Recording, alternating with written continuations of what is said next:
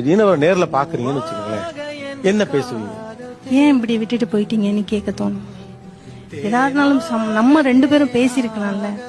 Third பர்சன்லாம் வந்து பேசி இந்த மாதிரி ஆயிடுச்சு இல்ல. இடையில அவங்களுக்கு ரொம்ப உடம்பு சரியில்லாம இருந்துச்சு. அப்போ எங்க வீட்டுல எல்லாரும் சொன்னாங்க, நீ போய் ஒரு தடவையாவது அவனை போய் பாருன்னு சொன்னாங்க. அப்போ எனக்கு வந்து நம்மளை விட்டுட்டு போயிட்டாரு, அப்புறம் ஏன் நம்ம போய் இவரை போய் பார்க்கணும்?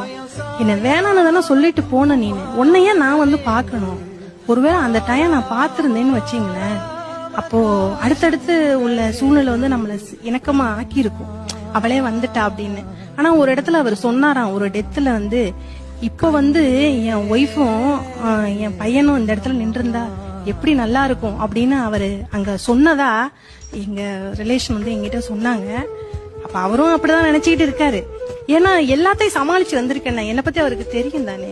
காலப்போக்குல என் பையனுக்கு 23 வயசு ஆகுது.